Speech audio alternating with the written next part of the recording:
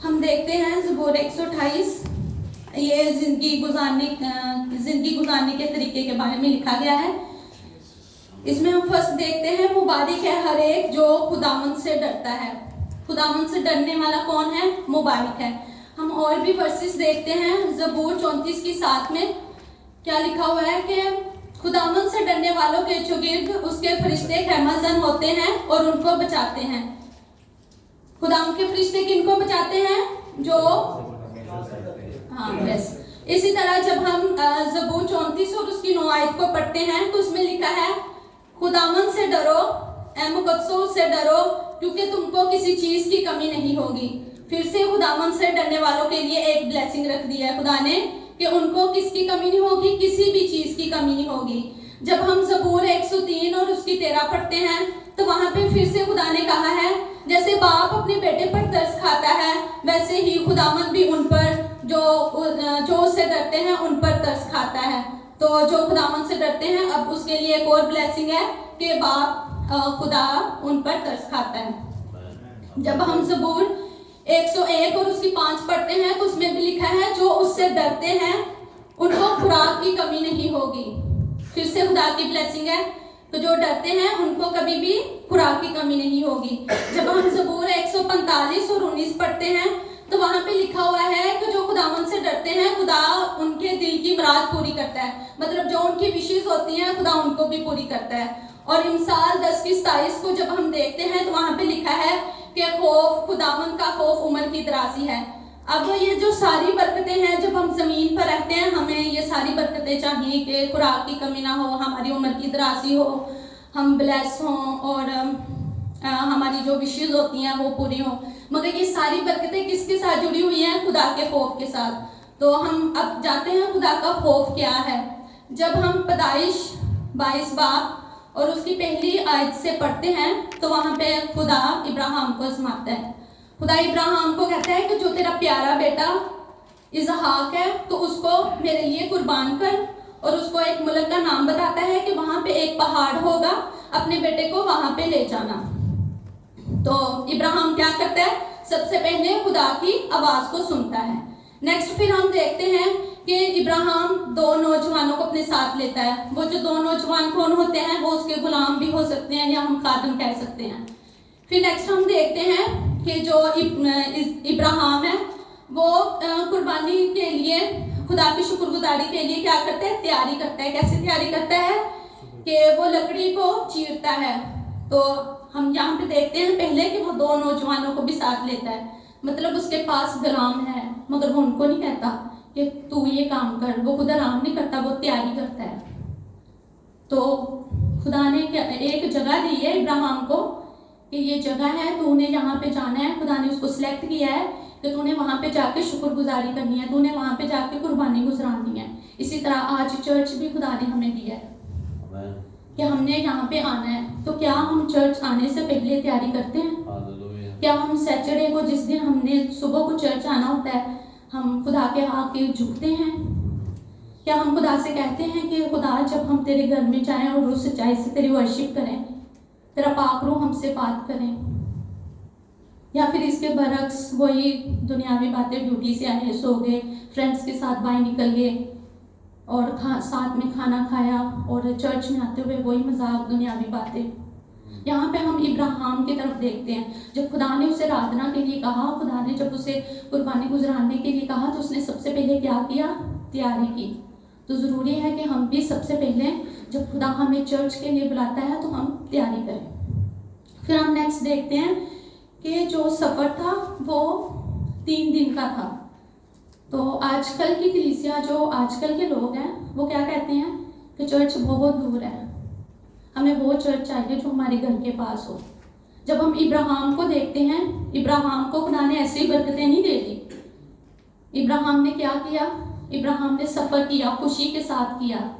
और हम जब खुदा में यीशु मसीह की ज़िंदगी को देखते हैं तो वो छोटे से थे, 12 साल के थे। तो वो जब हैकल में थे तो उसके माँ बाप चले गए हुए थे और यूसुफ और मरियम बाद में उसे ढूंढते हुए चर्च में आए। तो हम यीशु की तरफ देखते हैं तो वो क्या वहाँ पे कर रहे थे कि पास्टर्स के साथ, वहाँ पे जो बुजुर्ग थे, काहन थे, उनके साथ कलाम की बातें कर रहे थे। तो आज की कलीसिया क्या ऐसा करती है, जब वो चर्च आती है, चर्च ज़्यादा लंबा हो जाता है, उनका ध्यान पीछे होता है, उनका ध्यान मोबाइल की तरफ होता है कि हम रूम में जाएं। तो खुदा हमसे ऐसी आराधना नहीं चाहता। अगर हम खुदा में यीशु मसीह के फॉलोवर हैं, अगर हम कहते हैं कि हम विश्वासी हैं, हम खुदा पर ईमान लेकर आए हैं, खुदा में यीशु मसीह पर, तो अगर हम उस पर ईमान लेकर आए हैं तो हमने उसकी राहों पर भी चलना है। क्योंकि खुदा में यीशु मसीह कहता है कि जो कोई कहता है कि मैं तुमसे प्यार करता हूँ, वो मेरे हुक्मों को मानता है। और नेक्स्ट हम देखते हैं कि जब इसहाक ने इब्राहिम से पूछा कि बर्रा किधर है, तो इब्राहिम क्या कहता है कि खुदा मुहैया करेगा।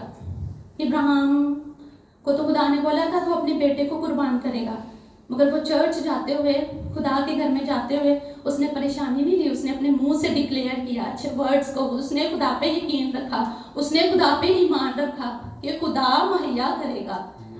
और फिर जैसे ही इब्राहिम चाकू को लेके इसहाक के गर्दन पर रखता है, तो खुदा क्या कहता है, ए इब्राहिम अपना हाथ रोक ले, क्योंकि मैं जानता हूँ तू मेरा भय मानता है। और यही खुदा का खौफ है।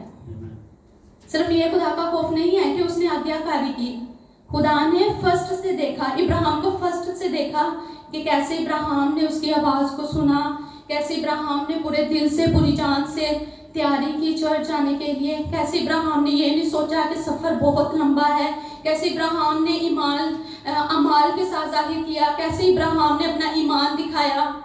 तो खुदा ने फिर ये क्या बोला कि ये क्या है, ये खौफ मानना है। और जो खौफ है, ये आज्ञाकारी, खुदा के साथ दिल लगाना और खुदा के साथ इजहार करना, अपने मुंह से अच्छे वर्ड्स निकालना, इसके साथ बरकतें जुड़ी हुई हैं। कुछ लोग ऐसे होते हैं जो चर्च आते हैं, फिर बाद में कहते हैं कि हम हर साल कोई संडे हम लोगों ने मिस नहीं किया, मगर फिर भी हमारी ज़िंदगी में से मुश्किलें नहीं जा रही। आज्ञाकारी तो कर रहे हो, मगर क्या जैसे इब्राहिम ने आज्ञाकारी के साथ अपना ईमान, अपना करैक्टर, अपनी अटेंशन, अपनी मोहब्बत खुदा के साथ शो की, क्या वो लोग ये सब करते हैं? जब हम ये सब भी साथ करेंगे तो क्या होगा कि खुदा हमें बरकतें देगा। नेक्स्ट हम दो करैक्टर की तरफ देखते हैं। जब हम पढ़ते हैं दूसरा तवारीख उसका 1 बाब और 12 आयत में, हम इसमें देखते हैं सलमान बादशाह की तरफ। सलमान बादशाह के पास बहुत धन दौलत थी। खुदा ने उसे क्या बोला कि मैं तुझे इस कदर दौलत और माल और इज्जत बख्शूंगा कि ना तो उन बादशाहों में से जो तुझसे पहले हुई किसी को नसीब हुई और ना किसी को तेरे बाद नसीब होगी। अब सलमान बादशाह को खुदा ने बहुत ज़्यादा दौलत भी दे दी है, इज्जत भी दे दी है, शोहरत भी दे दी है, मगर क्या हुआ? पहला सलातीन उसका 11 बाब और 11 आयत में, जब उसने खुदा की आज्ञाकारी नहीं की, जब उसने बहुत ज़्यादा लड़कियों के साथ शादी कर ली, उनके साथ दिल लगा लिया, गैर मबूदों की पूजा करने लग गया, तो खुदा ने उससे कहा पहला सलातीन 11 की 11 में कि तूने मेरे कवानीन को नहीं माना, तूने मेरी आज्ञाकारी नहीं की, तो खुदा ने कहा कि मैं तेरी सल्तनत, तेरी बादशाहत, तेरा सारा कुछ छीन के तेरे गुलाम को दे दूंगा। खुदा ने उसे ऑलरेडी सारा कुछ दे दिया हुआ था, मगर जब उसने आज्ञाकारी नहीं की तो खुदा ने उससे छीन के उसके गुलाम को दे दिया। इसी तरह हम देखते हैं दूसरे करैक्टर को देखते हैं, अय्यूब। जब हम अय्यूब पहला बाब और उसकी पहली आयत को पढ़ते हैं तो लिखा है, उसकी सरजमीन में अय्यूब का एक नाम शख्स था, वो शख्स कामिल और रास्तबाज था, खुदा से डरता और बदी से दूर रहता था। यहाँ पे हम देखते हैं जो अय्यूब है वो क्या है, खुदा से डरता था और बदी से दूर रहता था। तो जब शैतान ने उसको बीमारी दी, उससे सारा कुछ छीन लिया, तो जो उसकी बीवी होती है उसके पास आती है और उसको कहती है अय्यूब 2 बाब और उसकी 9 से 10 आयत में कि क्या तू अभी भी रास्ते पे ही कायम रहेगा? तू खुदा की तकफीर कर, तू खुदा को कर्ज कर और मर जा। मगर अय्यूब का आगे से क्या आंसर होता है? क्या हम खुदा से सुख पाएं, दुख ना पाएं? अय्यूब ने यहाँ पे क्या की? आज्ञाकारी की। तो खुदा ने उसको देखा, खुदा ने देखा कि इसने मेरी आज्ञाकारी की है, तो सारी बरकतें किसके साथ जुड़ी हुई है? आज्ञाकारी के साथ। तो अय्यूब 43 की 12 में लिखा है कि फिर खुदा ने यूं खुदावन ने अय्यूब के आखिरी अय्याम में इब्तिदा की निस्बत ज़्यादा बरकत उसे दी। पहले जो लिखा हुआ है अय्यूब 1:34 में कि वो एक बहुत बड़ा आदमी था, मगर एंड पे जब वो खड़ा रहा, खुदा की आज्ञाकारी में रहा वो, तो खुदा ने उसको पहले से भी ज़्यादा बरकत दी। और यशुआ की लाइफ के बारे में हम देखते हैं, जब यशुआ 1:7-9, अमित भैया पढ़िएगा।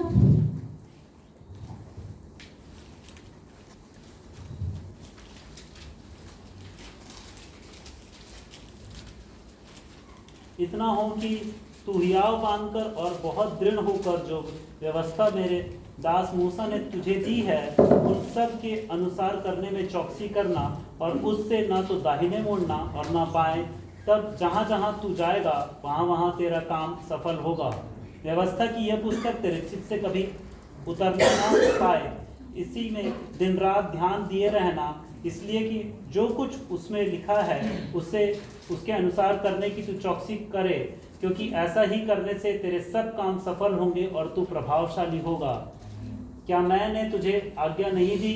हियाव बांधकर दृढ़ हो जा, भय ना खा और तेरा मन कच्चा ना हो, क्योंकि जहाँ जहाँ तू जाएगा वहाँ वहाँ तेरा परमेश्वर यहोवा तेरे संग रहेगा। हम इसमें देखते हैं कि यशुआ को खुदा ने कहा कि शरीयत की ये किताब तेरे मुंह से ना हटे, तो मेरे कवानीन से दाएं या बाएं ना मुड़ना। जब यशुआ ऐसे ही करता है तो खुदा उसे बालमंदी भी देता है, खुदा उसके साथ साथ रहता है और खुदावंद उसकी जंगें लड़ता रहा। और जब यशुआ ने ये सब देख लिया, यशुआ ने जब खुदा के कलाम को अपने दिल में रखा, अपने मुंह पे रखा, तो उसने फिर आगे क्या बोला कि रही मेरे और मेरे घराने की बात, हम तो खुदावंद अपने खुदा ही की प्रस्तिश करेंगे। जब हम खुदा को एक दफ़ा चख लेते हैं तो फिर हमें किसी और चीज़ की ज़रूरत नहीं होती। इसी तरह जब हम दानियल की लाइफ के बारे में देखते हैं, दानियल 6 बाब और उसकी 22 आयत में, तो वहाँ पे दानियल कहता है कि खुदा के फरिश्ता ने मेरे लिए शेरों के मुंह को बंद कर दिया, क्योंकि मैं खुदा के हजूर में बेगुनाह साबित हुआ, और ऐ बादशाह मैंने तेरे हजूर में भी कोई खता नहीं की। यहाँ पे हम देखते हैं जो दानियल बादशाह है वो खुदा के आगे भी बेगुनाह ठहरता है और बादशाह के आगे भी। समटाइम्स ऐसे होता है कि बहुत लोग ऐसे होते हैं जो खुदा की आज्ञाकारी करते हैं, मगर जो उनके सीनियर होते हैं या लोग होते हैं उनके साथ मतलब खुदा के खौफ में रह के बात नहीं करते, क्योंकि कलाम मुकद्दस में तो लिखा है ना, तुम आला हुकूमतों के ताबेदार रहो। तो फिर जब दानियल ने खुदा के सामने भी कोई गुनाह नहीं किया और बादशाह के भी अधीन रहा, तो वही वर्ष ज़बूर 34 की 7 इसमें पूरी होती है कि खुदावंद के फरिश्ते हमेशा उसके चौगिर्द खैमा जंग रहते हैं, जो उससे डरते हैं और खुदावंद उनको बचाता है। तो खुदावंद के फरिश्ते ने आके जहाँ पे दानियल को बचाया। जब हम लूका की अंजील उसका 1 बाब 5 से 7 आयत को पढ़ते हैं, तो वहाँ पे हम जिक्रिया को देखते हैं। यहाँ पे लिखा हुआ ना, और जिक्रिया क्या था? रास्तबाज और खुदा से डरता था।